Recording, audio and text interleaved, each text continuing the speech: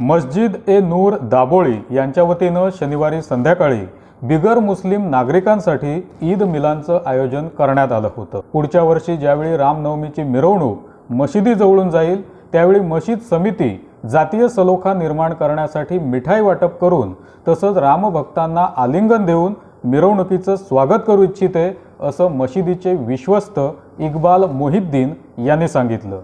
यावेळी father Anthony वास, स्नेहा भंडारे आणि मौलाना शाहिद मेमन यांनी जातीय सलोख्याची गरज व्यक्त केली। This initiative by Masjid Noor Moiti Family Trust is to bind the family together, the members of each community together. And ever since the mosque is here, we always tried to see that ये मस्जिद जो है एक piece का एक monument बने, गलत फहमी, गलत दिलों के का एक ऑब्जेक्ट नहीं बने। तो हमारी कोशिश रही है कि भाईचारा बने रहे। और हमने इस बार एक मैसेज दिया है कि गलत एलिमेंट्स ब्लैक शीप हर कम्युनिटी में, हर फैमिली में रहते हैं, वो वातावरण को ख़राब करने की कोशिश करते हैं। बट उसी मानियों में ब्लैक शीप के साथ साथ वाइट शीप भी रहते हैं जो अच्छा सोचते हैं, वो गॉड फेयरिंग, वो पीस लविंग, वो don't like what is happening in this society. And in this connection, this last 20 years this mosque has been trying to maintain peace, and this mosque is one mosque which had stopped giving the morning prayer to call because one of our neighbors, a non-Muslim neighbor, were getting disturbed by the morning call for prayers. उसके लिए उसकी नींद, उसको disturbance न हो, ये initiative मस्जिद नूर ने लिया था 20 साल पहले।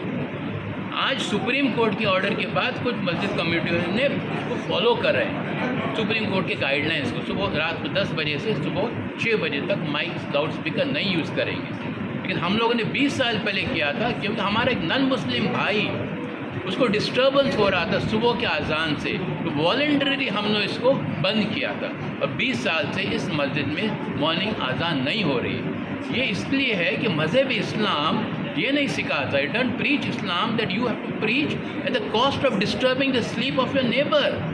हमें ये सिखाया गया है कि हमें नेबर की ज़रूरत का पहला ख्याल रखना चाहिए, तो मज़हब ये दूसरी डिस्टर्ब करके नहीं करना चाहिए। और इस बार रोज़े के वक्त, नमाज के रोज़े के वक्त एक बहुत बड़ा प्रोसेशन आया, मस्जिद के सामने से आया और बहुत शोर शराबा, नारेबाजी, हॉन्किंग करके रोज़ा खोलने का वक्त है तो मस्जिद के सामने वो प्रोसेशन आकर रुक गया।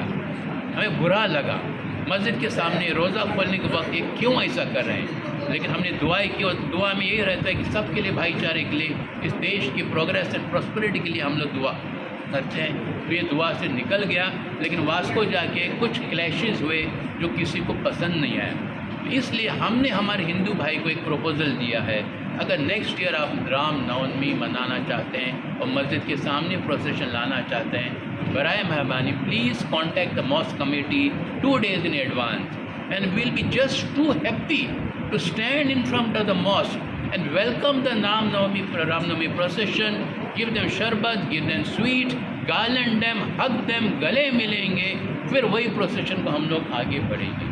अगर ऐसा हम करते हैं तो हम लोग, मैं समझता हूँ कि we are going to break the barriers of hatred, animosity, ill feeling, और हम लोग ब्रिजेस बना सकते हैं भाईचारा की, कॉम्पैशन की, लव की एंड अफेक्शन की।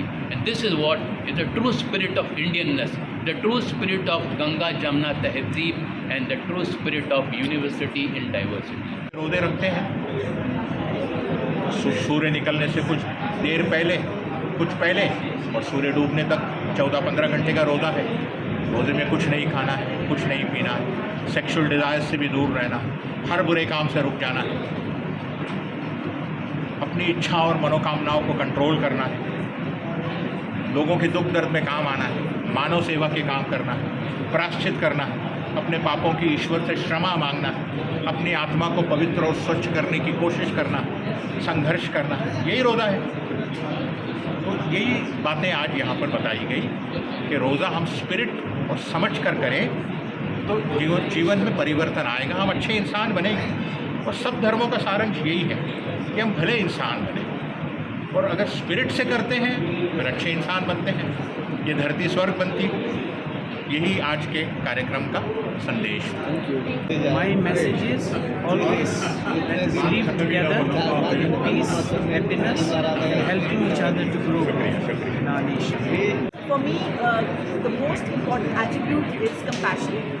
And why compassion? Because if you're compassionate, you understand the problems of the other person, you can put yourself in their shoes and you can know what they are feeling. So you will not do anything wrong, you will not be a dishonest person, you will not harm anybody, you will not cheat anybody. So for me, when you're compassionate, you are in line with the universe's frequency. So it's very important for us to resonate at the frequency of the universe. And then we are at peace. And when there is peace, there is abundance.